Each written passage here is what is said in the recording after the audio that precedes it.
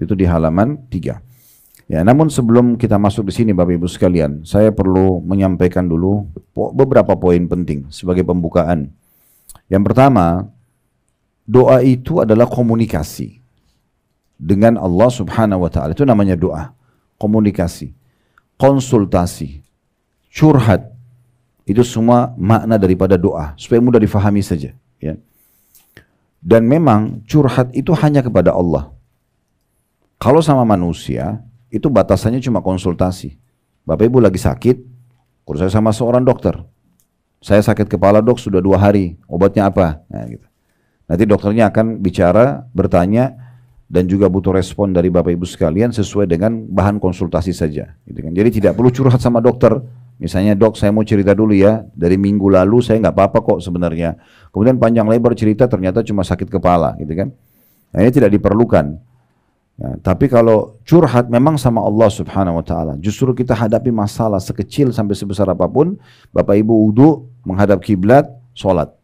Ya, kemudian tuangkan semua yang kita inginkan dalam doa kita. Keluh kesah semuanya. Dan Allah Subhanahu wa taala menginginkan kita berdoa dari hal yang kecil sampai hal yang besar. Perhatikan sabda Nabi SAW, mintalah segala sesuatu kepada Tuhan kalian, termasuk tali sendal kalian yang putus. Ini harus dilatih nih dari awal. Kenapa? Karena banyak orang Bapak Ibu sekalian mau berdoa kalau masalahnya sudah berat. Misalnya sudah sakit nih, dokter sudah angkat tangan gak bisa sembuh, baru sholat tahajud. Jadi berdoa itu terakhir. Ini keliru. Islam sudah mengajarkan kepada kita sebelum aktivitas berdoa. Perhatikan sebelum makan berdoa, sebelum minum, sebelum keluar rumah, sebelum pakai baju, sebelum masuk kamar mandi, sebelum interaksi biologis, sebelumnya disuruh berdoa agar kita diberkahi dan dimudahi oleh Allah Subhanahu wa taala. Ini yang dimaksudkan, atau dimudahkan urusannya oleh Allah Subhanahu wa taala. Jadi fahami dulu poin ini Bapak Ibu sekalian. Karena banyak orang mungkin dia berpikir begini, untuk apa saya berdoa? Saya tidak tahu harus doa apa. Badannya sehat, hartanya lagi melimpah, ya tidak ada masalah rumah tangganya, tidak ada masalah dengan orang-orang. Keliru ini. Justru meminta kepada Allah Subhanahu wa taala agar dipertahankan nikmat itu jauh lebih afdal dibandingkan kalau lagi ada masalah minta solusi. Saya ulangi lagi. Yang lebih besar pahalanya Bapak Ibu sekalian adalah kalau kita minta kepada Allah agar nikmat yang sedang kita rasakan, kita lagi enak makan, lagi enak minum, badannya lagi sehat, hartanya lagi melimpah, hidupnya lagi bahagia, nggak ada masalah apapun. Justru itu puncak doa. Kita minta agar itu dipertahankan supaya jangan berubah. Itu lebih afdal dibandingkan nanti sudah sakit minta kesembuhan. Lagi ada masalah sama orang minta diselamatkan. Ini yang di nomor 2 kan yang kedua ini. Yang pertama itu lebih afdal. Makanya kata Nabi SAW, kenalilah Tuhan kalian di saat kalian sedang sulit. Di saat kalian sedang lapang, maka dia akan kenali kalian di saat kalian sedang sulit. Jadi kalau ditanya mau nggak diijabah doanya, Bapak Ibu lagi perlu sekali, lagi terdesak, lagi terlilit utang, lagi sakit, lagi ada masalah, dikena fitnah dan segala macam, maka jawabannya adalah berdoa di saat lapang. Jadi justru di saat sehat, di saat kita lagi melimpah nikmat, di situ berdoa terus. Ya Allah, pertahankan nikmat ini, pertahankan kesehatan ini, limpahkan, berkahi dan segala macam. Ya. Makanya kita habis makan, habis minum, habis interaksi biologis yang halal, kita selalu disuruh bersyukur. Alhamdulillah. Supaya itu bertahan. Ya. Jadi jangan pernah berpikir saya berdoa itu hanya kalau ada masalah. Tidak, keliru. Justru berdoa itu puncaknya di saat kita sedang tidak ada masalah. Minta agar nikmat itu dipertahankan. Jadi tidak ada alasan untuk tidak berdoa. Ya, tidak ada alasan untuk tidak berdoa. Ini poin penting dulu untuk kita fahami. Ya. Makanya dikatakan baginda Nabi SAW itu kalau ada masalah apapun beliau langsung sholat. Artinya berdoa. Langsung berdoa. Jadi yang pertama adalah dia menyampaikan curhatnya kepada Allah Subhanahu wa taala dan beliau tidak berhenti berdoa sampai beliau melihat hasilnya. Terus berdoa. Nah, itu penting sekali. Jangan pernah putus asa dalam berdoa. Mungkin Bapak Ibu tinggal sekali lagi berdoa sudah diijabah, ya. Tapi banyak orang tidak lama dia berhenti, ya.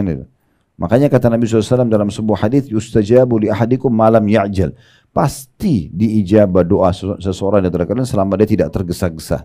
Maka ada sahabat bertanya, wa kaifal istijal? Bagaimana sebenarnya cirinya orang tergesa-gesa itu ya Rasulullah? Kata Nabi SAW, yaqulu da'autu wa lam yustajabu li fatarakat du'a. Dia bilang saya sudah berdoa, belum lihat hasilnya, lalu dia tinggalkan doa. Mungkin tinggal sekali lagi berdoa, tinggal sehari lagi, tinggal sepekan lagi. Kenapa berhenti? Sudah dari awal start, kenapa berhenti di tengah-tengah? Minta terus. Kadang-kadang ada orang begitu, dia sudah curhat sama Tuhannya sudah bagus, ya. Kemudian dia berhenti tengah jalan, lalu dia pergi kepada manusia yang tidak bisa punya apa-apa. Ya. Yakinilah Bapak Ibu sekalian, kalau Anda datang kepada orang yang Anda cintai pun, misalnya kedua orang tua kita ceritakan masalah kita, sebenarnya kita sedang bebankan kepada mereka. Dan itu berbahaya, bisa saja masuk ke bab durhaka nantinya kalau mereka terbebani, mereka nggak bisa tidur, ini kan jadi masalah. Kalau yang kita ceritakan orang yang kita cintai, kita bebankan pada mereka. Kalau kita doa, ceritakan masalah kita kepada manusia yang tidak mencintai kita atau ada masalah dengan kita, walaupun dia sekarang terlihat teman, setiap saat dia bisa jadikan sebagai senjata untuk menyerang kita. Jadi curhat hanya kepada Allah Subhanahu wa taala, ya. Makin banyak, makin sering tidak diketahui masalah kita oleh manusia, maka makin bagus. Biarkan hanya Tuhan kita yang tahu. Yakini poin ini pondasi dasar akidah, ya. Kalau kita sedang mendapatkan nikmat, yang ciptakan kita Allah, yang ciptakan nikmat itu Allah, yang bisa pertahankan hanya Allah. Nggak ada yang lain. Dan kalau kita sedang ada ujian, yang ciptakan kita Allah, yang ciptakan ujian itu Allah, yang bisa berikan jalan keluar hanya Allah. Lalu untuk apa ke manusia? Kan itu. Jadi nggak perlu. Makanya para sahabat, para tabi'in, orang-orang soleh sebelum kita, mereka menghadapi sekian banyak masalah sebagaimana kita hadapin kadang-kadang masalah gitu ya. Tapi tidak ada yang tahu di kalangan manusia. Orang-orang melihat mereka tuh bahagia saja. Padahal mereka punya masalah karena mereka sudah kembalikan kepada Tuhannya. Mereka sholat di malam hari, mereka berdoa di antara azan dan iqamah, berkeluh kesah sama Tuhannya penuh dengan keyakinan Allah mendengarkan dan akan menerima. Sudah selesai. Habis itu dia tawakal kepada Allah. Nah itu poin penting yang harus kita garis bawahi sebagai pondasi bahasan doa. Jadi jangan berdoa di saat butuh saja, tapi berdoa setiap saat. Jadikan rutinitas kita. Dan ingat, kalau kita berdoa kepada Allah Subhanahu wa taala di saat lapang, Allah akan berikan kita atau mudahkan urusan kita di saat kita sedang sempit. Baik, kita akan bacakan di halaman 3 pembahasan pertama di pasal pertama tentang definisi dan macam-macam doa. Di situ dikatakan oleh penulis tentang definisi doa. Doa dari segi bahasa atau etimologi berarti meminta dan memohon. Seperti ucapan tanda kutip saya berdoa kepada Allah, saya memohonnya, n-nya besar kata ganti Allah dengan suatu doa. Artinya saya memohon kepadanya dengan meminta dan saya mengharapkan suatu kebaikan yang ada di sisinya, di sisi Allah Subhanahu wa taala. Kemudian berdoa kepada Allah berarti meminta darinya kebaikan dan mengharapkan kebaikan tersebut. Seperti dalam bahasa Arab, da'a li fulan dengan menggunakan kata bantu li yang berarti untuk, ya. Doa untuk si fulan, yakni memohon kebaikan untuknya. Da'a ala fulanin dalam bahasa Arab dengan menggunakan kata bantu ala. Berarti berdoa atas si fulan yang memohon agar keburukan ditimpa atasnya. Jadi doa bisa saja orang minta kebaikan buat orang lain, orang juga ada yang meminta kecelakaan bagi orang lain, seperti dia minta kehancuran musuhnya, ya, kekalahan musuh di medan perang, kayak teman-teman kita di Palestina sekarang kan bisa mereka minta kemerdekaan, mereka minta kehancuran musuhnya. Itu bisa juga terjadi. Jadi doa berarti permohonan hamba kepada Rabb-nya dengan cara memohon dan meminta. Bisa pula berarti mensucikan, memuji, dan makna yang sejenis dengan keduanya. Doa bagian daripada zikir. Ya. Jadi zikir secara umum. Ya. Salah satu bagian zikir adalah doa. Zikir sendiri ada 3 macam kata beliau. Pertama, mengingat dan menyebut nama-nama dan sifat-sifat Allah dan makna-makna yang dikandung olehnya, dan memuji, mengesahkan Allah dengannya serta mensucikannya dari segala yang tidak patut baginya. Zikir ini terbagi menjadi 2 macam. Yang pertama, ungkapan puji-pujian dari orang yang berzikir kepada Allah Subhanahu wa taala dengan menyebut nama-nama dan sifat-sifatnya. Dan bagian inilah yang disebutkan dalam beberapa hadis seperti subhanallah walhamdulillah wala ilaha illallah wallahu akbar. Maha suci Allah, segala puji hanya bagi Allah, tidak ada Tuhan yang berhak disembah kecuali Allah, dan Allah Maha besar. Yang kedua, memberitakan tentang hukum-hukum yang berkenaan dengan nama-nama dan sifat-sifatnya, seperti Anda mengatakan Allah yang maha agung, Allah yang maha kuasa atas segala sesuatu. Dia lebih suka dengan taubat hambanya daripada orang yang menemui tunggangannya atau kendaraan yang hilang. Dia mendengar suara hamba-hambanya, dia melihat aktivitas mereka, tiada sesuatu pun yang tersembunyi darinya, dan Allah lebih menyayangi mereka dari kasih sayang kedua orang tua mereka terhadap mereka. Jadi di sini penulis coba menjelaskan dulu kepada kita sebagai tambahan informasi, dan ini berarti kaya sekali ilmu yang disampaikan. Kalau doa bagian daripada zikir. Nah, dia tidak cukup sampai di situ. Dia ingin menjelaskan tambahan informasi tentang zikir itu sendiri. Beliau menjelaskan kalau zikir itu terbagi menjadi dua. Ada yang memang menyebut nama Allah. Ya, dan ini terbagi dua lagi. Ada seperti zikir astagfirullah, subhanallah, walhamdulillah, wa la ilaha illallah akbar. Misalnya itu termasuk bagian. Ada juga kalau Bapak Ibu menyebutkan misalnya Allah maha besar, Allah maha agung, Allah itu melihat hamba-hambanya. Kita kalau ngomong begitu kepada orang lain itu kita juga sedang berzikir. Kita juga sedang berzikir karena kita sedang mengingatkan orang lain agar kembali ke Tuhannya. Maka itu juga masuk dalam makna zikrullah, ya. Jadi zikir itu bukan hanya sekedar mengucapkan memuji nama-nama Allah dengan lisan kita saja, tapi mengajak orang lain pun dan mengingatkan, masuk dalamnya zikir. Makanya ulama sepakat mengatakan majlis ilmu adalah majlis zikir. Ya, seperti kita sekarang menyebutkan seperti ini, maka ini bagian daripada zikrullah. Bagian kedua dari zikir adalah mengingat dan menyebut perintah Allah, larangannya, halal dan haram, dan segala hukum yang ditetapkannya, dengan bersikap melakukan perintahnya dan meninggalkan larangannya, mengharamkan apa yang diharamkannya dan menghalalkan apa yang dihalalkannya. Zikir seperti ini juga ada dua macam. Jadi di sini maksudnya majelis ilmu lebih tepatnya, ya, mengingatkan tentang halal haram.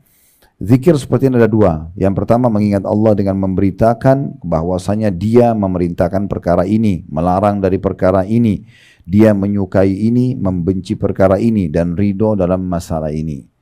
Yang kedua mengingat Allah atau berzikir berkaitan dengan perintahnya, maka langsung melaksanakan perintah tersebut, dan berkaitan dengan larangannya, maka segera menjauhinya dan menghindarinya. Jadi di sini beliau ingin menyampaikan tentang masalah zikir itu ada tiga macam, ya. Kalau yang pertama intinya adalah penyebutan dengan lisan, ya. Baik itu kita mengatakan subhanallah, alhamdulillah, wa la ilaha illallah, Allahu akbar, atau kita mengatakan Allah maha besar, Allah sangat penyayang terhadap hamba-hambanya. Misalnya ibu dalam doa dan bapak sekalian bilang, ya Allah, zat yang telah menciptakan alam semesta ini, zat yang mengizinkan aku mengangkat tangan ini, mengucapkan doa-doa ini, itu juga zikir namanya. Ya, itu juga zikir. Bagian kedua adalah mengingat Allah dengan larangan dan juga segala hukum yang ditetapkan, sehingga kita mengingat bahwasanya Allah memerintahkan ini, Allah melarang itu, baik untuk diri kita atau kita sampaikan kepada orang lain, ya. Kemudian juga langsung mempraktekkan, ya, apa yang diperintahkan. Misalnya Bapak Ibu menjadi sini begini, dengar satu perintah langsung dipraktikin, atau misalnya ada yang dilarang langsung Ibu berhenti dan Bapak sekalian berhenti dari itu namanya zikir juga. Bagian ketiga mengingat dan menyebut anugerah, nikmat dan kebaikan Allah. Ini termasuk zikir yang paling agung. Zikir yang disebutkan di atas berjumlah 5 macam, ya. Di sini maksudnya adalah zikir juga bisa terbagi menjadi 3 macam. Di sini yang dimaksud yang di poin ketiga adalah bagaimana seseorang hamba mengingat dan mengenang kebaikan Allah, seperti kita jadi lahir di muka bumi ini, atau Bapak Ibu melihat memperbesarkan nikmat Allah, seperti misalnya orang punya rumah ini, maka Bapak Ibu pemilik rumah coba merenungi kembali bagaimana posisi rumah ini berada di mana dibandingkan dengan orang-orang yang tidak memiliki di wilayah yang sama, mungkin ukurannya, mungkin setiap jengkal dari rumah ini, semua nikmat itu dibesarkan. Satu piring makanan pun itu bisa kita berzikir kepada Allah dengan pahala yang sangat besar, dengan merenungi bagaimana kita bisa menyuapkan makanan itu ke mulut kita, bagaimana lidah kita masih bisa membedakan rasa pedas, asam dan segala macam, itu termasuk zikrullah semua. Termasuk adalah zikrullah, ya. Kemudian beliau mengatakan zikir juga bisa terbagi menjadi 3 macam, yaitu zikir dengan menggunakan hati dan lidah, dan ini merupakan tingkat zikir yang paling tinggi. Jadi Bapak Ibu berzikir dalam hati, berzikir juga dengan lidah. Misalnya kita bilang subhanallah dengan lisan, tapi hati kita merenungi makna subhanallah itu. Kita bilang alhamdulillah, hati kita merenungi tentang nikmat Allah, syukur itu, maka itu yang paling afdal, zikir. Yang kedua, zikir dengan menggunakan hati saja, dan ini merupakan tingkat kedua. Orang mengingat dalam hati tapi lisannya tidak bilang subhanallah, gitu ya. Kemudian yang ketiga, zikir dengan menggunakan lisan, ya. Zikir ini menduduki tingkat ketiga. Misalnya Bapak Ibu habis sholat, subhanallah, subhanallah, alhamdulillah, misalnya Allah Akbar, tapi itu cuma lisan, hatinya nggak ikut. Itu juga tetap dapat pahala. Tapi ini level terendah dari zikir. Yang tertinggi hati sama lisan. Yang kedua cuma hati saja, yang ketiga hanya lisan saja. Jadi definisi zikir adalah melepaskan diri dari sifat lalai dan lupa kepada Allah. Yang dimaksud dengan lalai ialah meninggalkan sesuatu dengan usaha manusia itu sendiri. Sedangkan lupa ialah meninggalkan sesuatu tanpa usaha dari manusia itu sendiri. Jadi maksudnya di sini beliau ingin titik beratkan poin bahwasanya dari semua kesimpulan itu berarti zikir itu definisinya ini. Ya, kalau yang mau tandain di garis bawahi tadi sudah ada definisi doa di depan, ini sekarang definisi zikir. Ya adalah di situ dikatakan definisi zikir adalah melepaskan diri dari sifat lalai dan lupa kepada Allah. Itulah zikir. Melepaskan diri ya dari sifat lalai dan lupa kepada Allah. Ini saking kita bukan di kelas kampus ya. Kalau kelas kampus saya sedikit lebih tegas ya. Biasanya saya bilang, ini akan keluar di ujian ya. Nah, biasanya mahasiswanya cepat-cepat tuh stabilo langsung ya. Nah, ini akan keluar di ujian karena definisi itu penting ya. Tapi karena kita nggak ada ujiannya, jadi Bapak Ibu saya bilang garis bawahi, ini definisinya. Karena supaya kita tahu, oh apa itu doa, apa itu zikir ya. Dari semua panjang lebar yang dijelaskan tadi oleh beliau ingin sampaikan sebuah poin penting definisinya. Berarti orang yang berzikir adalah orang yang melepaskan diri dari sifat lalai dan lupa kepada Allah. Jadi di saat kita selalu mengingat Allah, berarti kita dianggap berzikir walaupun lisan kita tidak mengucapkannya.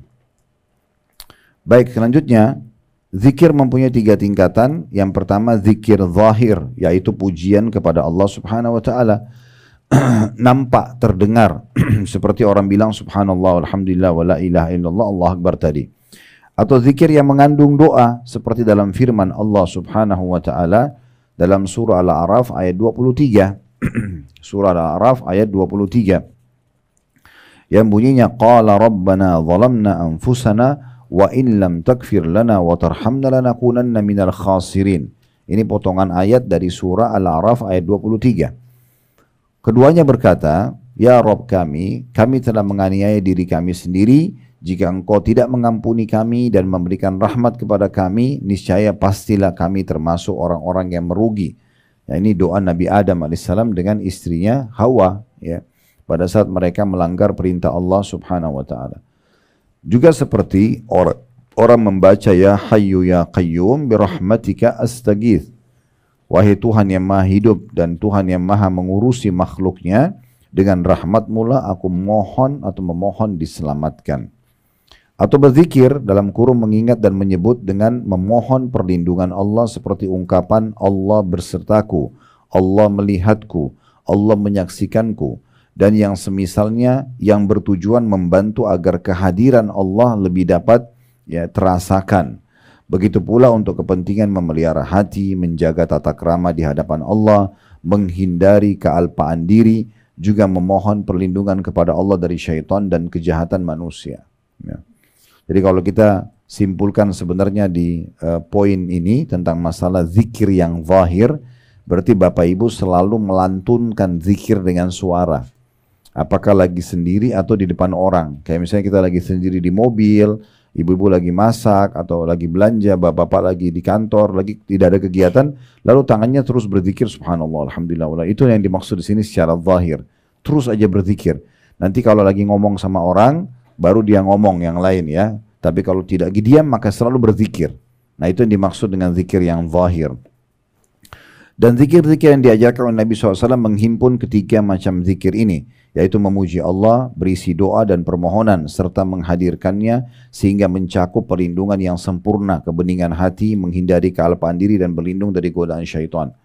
Ini bisa terjadi setiap saat ya Bapak Ibu sekalian. Misalnya contoh, Bapak Ibu lihat ada orang di depan mata kita lagi jalan, lagi mendapatkan nikmat. kendaraannya bagus, bajunya bagus, penampilannya rapi. Itu yang bisa jadikan bahan doa. Langsung kita mengatakan, ya Allah berkahilah buat dia dan berikan aku lebih baik dari dia. Jadi doa. Ya, jadi kelebihan orang pun kita bisa jadikan doa. Apa saja. Bapak Ibu bisa jadikan doa keburukan orang. Ada orang lumpuh, cacat, ya, ada orang buat kesalahan, lalu kita mengatakan, ya Allah, tolonglah selamatkan dia dari keburukan itu, berikan dia hidayah dan selamatkan aku darinya. Jadi kesalahan orang pun bisa jadi doa kita. Kita bisa memanen pahala yang sangat besar dengan doa kalau melihat seseorang melakukan perbuatan yang sangat luar biasa, ya, dalam amal-amal soleh. Seperti contoh, kalau Bapak Ibu melihat ada satu masjid besar sekali, bagus. Sayang sekali kalau Bapak Ibu masuk masjid tersebut cuma bilang, bagus ya masjidnya. Cuma sebatas itu. Dapat apa? Nggak dapat apa-apa. Cuma pujian saja. Kenapa Bapak Ibu tidak berdoa? Sambil niat dalam hati mengatakan, ya Allah, berkahilah dan terimalah orang yang membangun masjid ini. Dan kalau seandainya engkau memberikan aku kesempatan seperti dia, aku akan lakukan yang sama. Ini bisa berbalik. Pahala, bukan berbalik, apa yang didapat oleh pembangun masjid tersebut, Bapak Ibu dapat juga. Dengan doa ini. Ini yang kata Nabi SAW, manusia 4 macam. Yang pertama, yang paling baik, yang Allah kasih ilmu dan harta. Dia udah pintar agama, dia kaya raya, lalu dia habiskan keduanya di jalan Allah. Ini orang yang terbaik. Ya. Misalnya dia, uang yang dia miliki dari sumber halal, lalu dia bangun masjid, rumah anak yatim, dia sedekah, dia silaturahim keluarga, pokoknya hartanya semua dipakai di jalan Allah kebaikan dengan ilmu dia. Ini orang yang terbaik. Makanya Bapak Ibu jadikan bagian daripada doanya, ya Allah, jadikanlah aku hambamu yang engkau karuniai ilmu dan harta. Ini yang baik-baik. Dan menghabiskan, jangan lupa, ditambah dan menghabiskannya di jalanmu. Ya, maksudnya kita menggunakan ilmu tersebut dan harta tersebut di jalan Allah. Ini orang yang terbaik. Yang kedua, ini jadi saksi bahasan kita adalah orang yang Allah kasih ilmu saja, tapi nggak dikasih harta.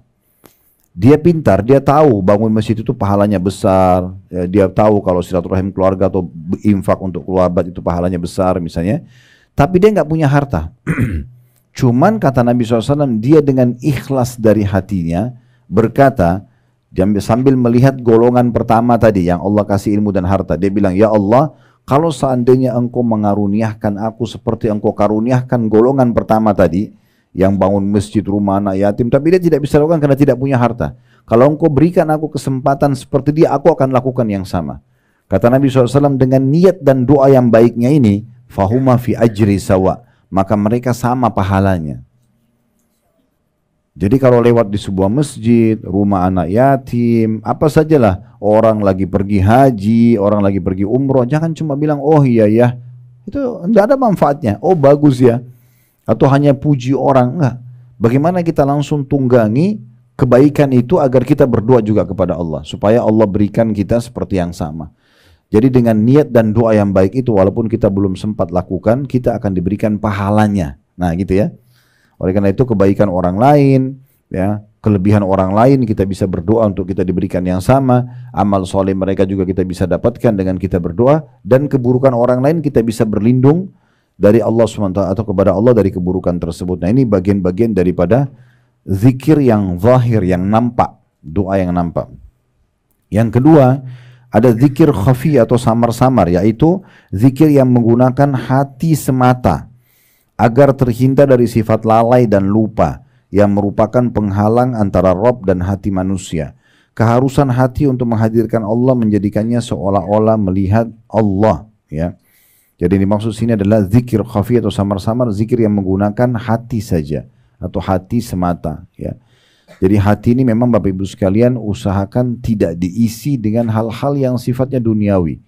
Duniawi itu hanya sebatas di mata dan pikiran, sebatas di pikiran kita saja. Misalnya makanan, pakaian, kendaraan, itu tidak boleh masuk dalam hati. Jangan dimasukin dalam hati. Ya. Dalam hati itu hanya hal-hal yang berhubungan dengan apa yang Allah perintahkan kepada kita. Misalnya kita berharap masuk ke dalam surga. Ya. Kalaupun hati kita senang, senang karena kita mendapatkan nikmat Allah. Kalau kita sedih, sedih karena kehilangan nikmat Allah itu. Jadi jangan dimasukin urusan dunia. Dunia ini kecil, ya. Nggak dapat makanan kesukaan, nggak dapat baju, nggak dapat kerjaan, itu dunia. Biasakan aja, ya. Makanya dikatakan oleh Sa'id bin Musayyib rahimahullah, seorang ulama tabi'in, aku telah bertemu dengan generasi, maksudnya para sahabat, yang mereka sama sekali tidak pernah terpengaruh atau merasa sedih dengan kehilangannya seluruh dunia yang mereka miliki. Mau kehilangan harta, mau kehilangan apa, tidak peduli, mereka nggak ada masalah. Seperti tidak terjadi apa-apa. Tapi mereka akan merasa sedih yang dalam hati mereka kalau mereka ketinggalan satu kewajiban yang Allah perintahkan. Telat sholat subuh, ya, atau kehilangan sholat sunnah, ya, kehilangan kesempatan zikir. Nah itu baru kita sedih. Jadi banyak orang salah tempatkan ini. Kesedihan tidak ada gunanya. Sedih hanya kita tidak dapat makanan kesukaan untuk apa? Ya, terutama ibu-ibu kadang-kadang bawa perasaan gitu ya. Jadi nggak dapat makanan kesukaan sudah jadi bahan cerita 1 minggu. Untuk apa? Biasa aja. Nggak dapat makanan itu pindah ke makanan yang lain. Nggak dapat baju itu pindah ke baju yang lain, kan selesai. Dunia kecil, jangan dibesar-besarkan. Akhirnya nanti hati kita dipenuhi dengan dunia, kita tidak bisa berzikir kepada Allah. Nah itu yang perlu difahami. Jadi hati itu jangan diisi kecuali hanya Allah subhanahu wa ta'ala saja. Kemudian yang ketiga, zikir hakiki yang kata beliau, yaitu atau yang Allah subhanahu wa ta'ala sebutkan atau menyebut hambanya, fadhkuruni azkurkum washkuruni wala takfurun. Karena itu ingatlah kamu kepadaku, niscaya aku ingat pula kepadamu, dan bersyukurlah kepadaku dan jangan kamu mengingkari nikmatku. Dalam surah Al-Baqarah ayat 152. Dan Rasulullah sallallahu alaihi wasallam bersabda, yaqulullahu ta'ala ana 'inda dhanni 'abdi bi wa ana ma'ahu idza dzakarani fa in dzakarani fi nafsi dzakartu fi nafsi wa in dzakarani fi mala'in dzakartu fi mala'in khairin minhum wa in taqarraba ilayya shibran bi shibrin taqarrabtu ilaihi dzira'an. Saya ulangi, wa in taqarraba ilayya bi shibrin taqarrabtu ilaihi dzira'an wa in taqarraba ilayya dzira'an taqarrabtu ilaihi ba'an wa in atani yamshi ataituhu harwala. Allah Ta'ala berfirman, aku bertindak berdasarkan sangkaan hambaku kepadaku. Ini tolong digaris bawahi dulu ya. Jadi Bapak Ibu kalau mau hidup tentram, maka Allah akan berikan kita sesuai dengan prasangka kita pada Allah. Jadi kayak misalnya kita sakit nih, oh kayaknya Allah tidak akan sembuhkan saya. Itu prasangka. Maka Allah kasih seperti itu, tidak sembuh-sembuh. Tapi kalau prasangkanya, Allah cuma uji saya sebentar, Allah akan sembuhkan, saya akan berdoa, saya akan sedekah supaya Allah sembuhkan. Allah kasih seperti dengan itu. Itu sesuai dengan prasangka. Jadi nggak boleh. Seburuk apapun sesuatu depan mata kita, tetap bersangka baik kepada Allah. Karena Allah itu lebih faham kenapa Allah datangkan ujian itu kepada kita. Berapa banyak orang tidak jadi menikah dengan seseorang, tidak jadi buka usaha, partner bisnis dengan seseorang, ternyata kebaikan besar buat dia. Berapa banyak? Dia tidak tahu, Allah lebih tahu. Tapi Allah selamatkan dia. Cuma memang kata kuncinya, Bapak Ibu selalu memang hubungkan dengan Allah. Misalnya kita baru mau buka usaha, baru mau menikah, baru mau ini, dan minta tolong kepada Allah. Ya Allah berkahi, ya Allah mudahkan. Kalau Allah tidak kasih, sangka baik sama Allah, berarti itu yang terbaik. Di situ kita akan tenang. Ada satu orang dosen, saya berbagi dulu, di Ummul Qura, namanya Dr. Muhammad. Beliau menceritakan di salah satu kisah berhubungan dengan masalah sahabat dekatnya. Sahabat dekatnya ini orang soleh, laki-laki, melamar seorang wanita di Mekah terjadi dan sudah ditentukan tanggalnya. Nah ternyata 2 bulan sebelum kejadian pernikahan tersebut dibatalkan oleh si pihak perempuan tanpa sebab. Orang tua perempuan pun didatangi oleh si laki-laki ini, ditanya kenapa, mereka juga tidak tahu. Pokoknya perempuan ini hanya minta satu saja, batalkan pernikahan. Tidak mau sama laki-laki ini. Tadi awalnya sudah sepakat nih, seperti itu kejadiannya. Lalu kemudian kata Dr. Muhammad, saya setiap kali ketemu dengan teman saya ini, saya selalu dengar dia merengek sama Allah, selalu. Antara azan dan iqamah, ada kesempatan, lagi sholat malam selalu, ya Allah kembalikan perempuan itu buat saya sudah suka dia mohon-mohon sama Allah. Kalau didengar doanya ini, harusnya diijabah. Kata Dr. Muhammad, kadang-kadang karena saya kesiannya melihat dia berdoa, saya juga berdoa, ya Allah berikan apa yang dia minta. Gitu kan? Iya, begitu kisahnya. Tapi subhanallah, Allah nggak kasih. Dia makin merengek sama Allah nggak kasih. Terbukti, setelah 2 bulan, ini kan 2 bulan lagi hari H pernikahan. Perempuan itu rupanya tunggu sampai hari H itu lewat, kemudian dia nikah sama laki-laki lain. Kisah nyatanya begitu. Tapi subhanallah kata Dr. Muhammad, begitu perempuan itu nikah sama laki-laki lain, karena sudah status istri orang, teman saya berhenti berdoa. Karena tidak mungkin berdoa, ya Allah ceraikan dia kan gitu. Maka dia berhenti berdoa, dia bilang teman saya, tapi saya justru tahu bagaimana Allah cintanya sama teman saya, justru setelah perempuan itu nikah sama laki-laki lain. Dia bilang ini kejadian nyata, 1 bulan pertama, itu kisah nyatanya beliau. Beliau mengatakan 1 bulan pertama perempuan ini ternyata terdeteksi kena kanker payudara yang ganas. Stadium sekian yang harus dipotong payudaranya. Yang sebelah kanan itu kisah nyata. Bulan kedua ternyata menular ke payudara sebelah kiri, dipotong sebelah kiri. Dan bulan ketiga, kata Syekh Muhammad, Dr. Muhammad ini, ada masalah di urat saraf bagian belakang si wanita ini membuat kedua matanya buta. Bulan keempat meninggal perempuan itu. Apa kata Dr. Muhammad? Saya setelah kejadian ini tahu bagaimana cintanya Allah pada teman saya. Kalau dia nikah sama perempuan itu, bagaimana sedihnya dia nanti kalau sudah jadi istrinya. Ini kisah nyata. Dan ada sekian ribu kisah berhubungan dengan masalah ini. Oleh karena itu jangan pernah sangka buruk dengan Allah. Sangka baik saja. Kalau kita mau makan ini nggak jadi, kalau kita mau minum itu nggak jadi, mau nikah, mau kerja sekarang nggak jadi, ya sudah. Ya Allah, berarti ini yang terbaik yang kau berikan. Berikan aku gantinya. Selesai, ikhtiar aja yang lain. Nggak usah bersedih-sedih berlama-lama di situ, nggak usah, dunia sebentar. Kan gitu. Nah itu yang sebenarnya pesannya. Jadi kita sesuai dengan sangka kepada Allah SWT. Lalu selanjutnya kata Nabi SAW, selanjutnya Allah mengatakan, dan aku besertanya bersama dengan hamba apabila dia mengingatku. Kalau Bapak Ibu selalu berzikir, baik itu secara zahir tadi, dengan lisan, ya yang terbaik tadi adalah lisan sama hati, atau dengan hati saja atau dengan lisan saja, maka aku ya akan selalu mengingat. Apabila ia mengingatku, aku akan berserta bersama. Aku akan bersertanya apabila ia mengingatku. Apabila ia mengingatku dalam dirinya sendirian, aku akan mengingatnya dalam diriku juga. Jika hambaku mengingatku di hadapan sekumpulan orang, kayak Bapak Ibu lagi di pasar, lagi di jalan, tetap berzikir. Ya, tetap mengingat Allah Subhanahu wa taala. Baik mengingat itu dengan zikir dengan lisan tadi, atau misalnya meninggalkan apa yang Allah larang atau mengerjakan apa yang Allah perintahkan, maka aku pun kata Allah akan mengingatnya di hadapan sekumpulan makhluk yang lebih baik dari itu. Maksudnya di kalangan para malaikat. Jika ia mendekatkan diri kepadaku sejengkal saja. Sedikit kita berupaya, kayak misalnya Bapak Ibu sedikit, saya sudah mulai mau sholat malam, saya mulai mau sholat duha, saya mulai mau sedekah, saya mulai mau belajar, saya mulai mau tutup aurat, mulai sedikit saja sejengkal, maka kata Allah, aku akan mendekat pada hamba tersebut sehasta. Ya, kita sejengkal, Allah sesiku. Ya. Kemudian selanjutnya, jika ia mendekatkan diri kepadaku sehasta, sesiku, aku akan mendekat kepadanya sedepah, 1 lengan. Ya. Dan jika dia mendekatkan diri kepadaku dengan berjalan, aku akan mendekatinya dengan berjalan cepat atau berlari kecil. Ya. Artinya sedikit saja kita berupaya untuk mendekatkan diri kepada Allah SWT, Allah langsung mendekatkan diri kepada kita. Ya. Ada juga poin penting, ini sebagai penutup ya. Mungkin setelah ini kalau ada mau bertanya silakan, kita akan lanjutkan pertemuan karena nanti ini adalah pembahasan kedua tentang macam-macam doa. Bapak Ibu sekalian, kalau seandainya Anda mau berdoa, nanti juga akan disebutkan oleh beliau tentang syarat-syaratnya ya. Jangan pernah meninggalkan poin-poin ini, walaupun nanti akan disinggung. Yang pertama, mulai dengan memuji Allah dan membaca salawat kepada Nabi SAW. Harus selalu itu. Minimal gini, Alhamdulillah wassalatu wassalamu ala rasulillah, minimal. Lalu bilang, ya Allah sembuhkan penyakitku, ya Allah mudahkan urusanku, ya Allah berkahi hidupku dan seterusnya. Ya. Jadi jangan pernah berdoa tanpa memulai, kecuali doa itu memang diajarkan oleh Nabi SAW tanpa memulai dengan pujian. Contoh kita mau masuk kamar mandi, ya kita langsung saja baca Allahumma inni a'udzubika minal khubuthi wal khaba'is, atau keluar kita keluar mengatakan ghufranak misalnya, atau doa makan kita tinggal baca bismillah, habis makan alhamdulillah. Ini semua tidak butuh membaca alhamdulillah wassalatu wassalamu ala rasulillah. Tapi kalau doa permohonan, maka Bapak Ibu mulai dengan memuji Allah dulu ya. Makin banyak pujiannya makin bagus. Kadang-kadang nanti kita akan belajar di buku kita ini, kadang-kadang doa Nabi Muhammad SAW itu panjang sekali pujiannya, ujungnya terakhir cuma minta Allah ampuni. Tapi pujiannya, wahai Tuhan yang alam semesta, pencipta alam semesta ini, yang menciptakan jin dan manusia, yang menciptakan surga dan neraka, puji-pujian banyak sekali ya.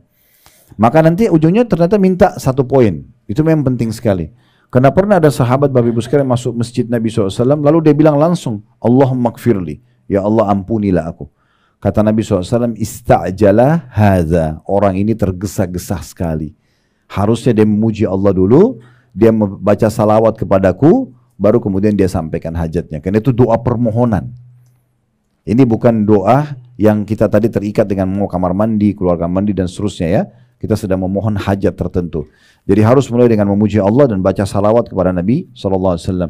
Kata Umar bin Khattab, doa kalian akan dihijab oleh Allah, tidak diterima selama kalian tidak baca salawat kepada Nabi SAW. Ya, mulai dengan itu, alhamdulillah wassalatu wassalamu ala rasulillah. Yang kedua, pilih tutur kata yang santun dan baik. Ingatlah, Allah itu tidak tuli, Allah itu mendengar. Tidak usah teriak-teriak. Ya, nanti ada bab sendiri dibahas oleh beliau karena pentingnya tidak keras suara, tidak juga terlalu menghilangkan suara. Bagaimana kita menyampaikannya sesuai dengan adab dan tata keramanya, ya. Pilih tutur kata yang paling baik. Ya. Kemudian yang ketiga adalah meminta atau tidak meminta sesuatu yang haram, serta menjauhi semuanya yang berhubungan dengan yang haram. Pakaian, makanan, minuman, semua tidak boleh yang haram. Karena kita sedang memohon kepada Allah Subhanahu wa ta'ala. Kemudian yang keempat, ya, tidak berhenti memohon sampai melihat hasilnya. Terus mohon sampai melihat hasilnya, ya. Terus minta, jangan berhenti. Makanya tadi saya sebutkan hadis waktu di awal pembukaan, kata Nabi SAW, diterima doa seseorang dari kalian selama dia tidak tergesa-gesa. Sahabat tanya, bagaimana tergesa-gesa ya Rasulullah? Kata Nabi SAW, dia bilang, saya sudah berdoa, lalu kemudian belum lihat ijabahnya, kemudian ya dia berhenti berdoa. Kemudian yang keenam, ya, yang kelima, yang perlu diperhatikan juga adalah memohon dan bertawassul kepada Allah. Memperkuat doa itu dengan tawasul, dengan amal-amal saleh. Seperti misalnya untuk diijabah supaya disembuhkan penyakit, dimudahkan urusan, selain berdoa, sedekah juga. Dikuatkan dengan itu. Kita sedekah atau kita minta orang lain bantu doakan selama orang itu masih hidup. Misalnya, tolong doain saya, ya. Walaupun kita tidak usah detail sampaikan saya lagi ada urusan ini, tidak usah. Tapi kita tinggal bilang tolong doain saya supaya dimudahin, ya.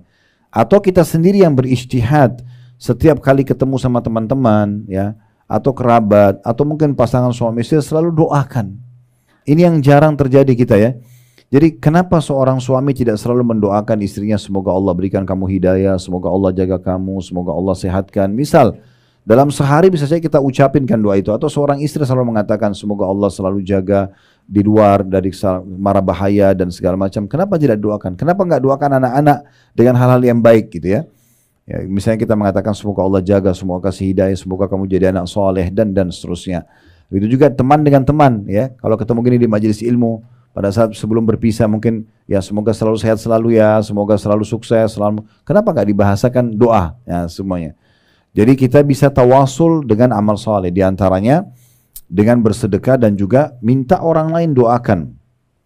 Ini termasuk yang penting.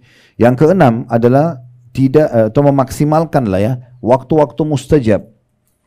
Nah, seperti contoh yang sering luput dari kita itu antara azan dan iqamah, Bapak Ibu sekalian. Itu waktunya pendek sekali. Makanya kalau mau sholat, apalagi kalau sholatnya di masjid, itu usahakan datang sebelum azan, ya. Pas azan sambil jawab muadzin, habis azan itu kan waktu mustajab. Maksimal itu biasanya 10 menit. Kalaupun pakai biasa jam digital di masjid-masjid itu biasa 10 menit, ya. Kalau di Masjid Haram Mekah, Madinah itu biasanya sampai 15 menit. Tapi kita biasa 5 sampai 10 menit. Ini waktunya pendek sekali. Ibu-ibu juga kalau lagi di rumah, dengerin azan misalnya, dikumandangkan. Pas selesai azan itu waktu mustajab. Berhenti dulu aktivitas yang lainnya, berdoa dulu. Hadap kiblat, angkat tangan, alhamdulillah, wassalatu wassalamu ala rasulillah, sampaikan hajatnya di situ. Ya. Dan ingat, doa-doa itu, atau semua jenis ibadah Bapak Ibu sekalian, kalau kita biasakan untuk melakukannya, kita maksimal di situ, maka secara otomatis Allah akan berkahi di situ. Kayak misalnya gini, mungkin ibu, kadang-kadang bapak sekalian berdoa, lalu tidak tahu mau ucapin doa apa lagi, lalu ditutup dengan salawat kepada Nabi, ya, kemudian tutup doanya. Tapi kalau kita rutinkan, seminggu sering berdoa, sebulan sering berdoa, nanti muncul dari lisan kita doa kita tidak pernah terfikir sebelumnya. Allah berkahi di situ. Tiba-tiba kita ucapin tutur kata yang kayak dari mana nih, kita kayak nggak tahu gitu. Nah, itu sering terjadi. Ya, tapi keberkahan akan datang. Yang terakhir Bapak Ibu sekalian, harus diikuti dengan keyakinan. Ya, ini sesuai dengan sabda Nabi SAW. Ini yang ketujuh, ya. Udu rabbakum muqinuna bil ijabah fa inna Allah la yaqbalu du'a min qalbin ghafil. Berdoalah kalian kepada Tuhan kalian dengan penuh keyakinan, karena Allah tidak akan menerima doa dari hati yang lalai. Ya, jadi kalau cuma ngucapin lisan saja begitu doanya tanpa hadir hatinya, ini nggak bisa. Ya, saya tidak yakin Allah terima nggak sih? Gitu. Jadi makin yakin maka makin besar peluang untuk diterima. Ya, makin besar peluang untuk diterima. Tadi ingat juga tadi yang poin yang saya bilang ya, kalau Bapak Ibu sedang berdoa, jangan berhenti sampai lihat hasilnya ya. Berdoa terus. Karena ada sebuah riwayat penting untuk kita renungi. Kata Nabi SAW, kalau Allah mendengar doa yang indah dari seorang hamba. Saya Bapak Ibu betul-betul merenungi doanya, meresapi dan mengeluh kesah, yakin Allah sedang mendengar, maka Allah menerlambatkan ijabahnya. Begitu hadisnya, Allah menerlambatkan ijabahnya. Kalau Allah mendengar doa yang indah dari seorang hamba, Allah menerlambatkan ijabahnya. Tujuannya apa? Agar hamba tersebut tetap dalam doa. Coba bisa bayangkan gini, kalau kita lagi sakit, ya Allah sembuhin saya, langsung tiba-tiba sembuh. Masih berdoa kah? Allah terlambatkan 3 hari, 1 minggu, supaya kita terus berdoa. Nah, nanti di hari kiamat kata para ulama, andai saja orang-orang yang rajin berdoa ini melihat hasilnya, mereka berharap 24 jam berdoa, tidak berhenti, karena besarnya pahala yang mereka temukan. Kata Nabi SAW dalam hadis yang lain, doa itu, tidak ada seorang muslim berdoa di muka bumi kecuali diijabah hanya melalui 3 tahapan. Bisa diberikan langsung, atau Allah hilangkan musibah atau masalah yang akan menimpa dia, ya, atau Allah simpankan dalam bentuk pahala yang besar dia panen pada hari kiamat.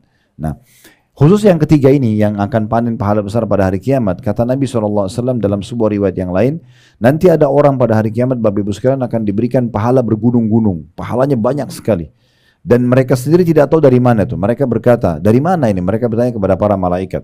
Maka malaikat mengatakan, ini adalah dari doa-doa kalian yang belum kalian lihat ijabahnya di dunia. Dikasih dalam bentuk pahala bergunung-gunung. Maka apa kata Nabi SAW? Ini pesan penting. Nabi bilang, maka di saat itu mereka berharap agar semua doanya tidak dikasih di dunia. Biar di akhirat saja. Jadi doa itu ibadah. Bapak Ibu lihat hasilnya atau tidak hasilnya akan tetap dapat pahalanya di hari kiamat. Ingat, berdoalah walaupun itu hal yang kecil. Saya selalu sarankan begitu dalam bab doa. Ibu dan bapak keluar mau ke mall saja, minta sama Allah dikasih parkiran, tidak apa-apa. Ya Allah mudahin buat saya parkiran itu. Mau beli pakaian, ya Allah mudahin buat saya pakaian itu. Mau pergi makan pun, ya Allah mudahin supaya saya dapat makanan yang terenak misalnya. Tidak ada sana, berdoa aja semua. Ya, sehingga dalam kehidupan kita tuh selalu interaksi sama Allah Subhanahu wa taala. Nah, itu targetnya. Allahu a'lam. Itu kedepannya tentu masih lebih dalam lagi kita membahas masalah doa ya. Ini adalah bagian atau pasal pertama dari definisi doa itu sendiri. Semoga Allah Subhanahu wa taala mengikhlaskan niat kita, menjadikan ini bermanfaat, memenuhi semua hajat-hajat kita, ya, juga menerima seluruh amal-amal soleh kita, serta Allah menyatukan kita semua di surga Firdausnya tanpa hisab, mana disatukan dalam majlis ilmu yang mulia ini. Kalau ada benar dari Allah, ada salah dari saya, mohon dimaafkan. Wassallallahu ala nabiyina Muhammadin wa alihi washabihi wasallam. Walhamdulillahi rabbil alamin. Subhanakallahumma bihamdika asyhadu an la ilaha illa anta astaghfiruka wa atubu ilaik. Wassalamu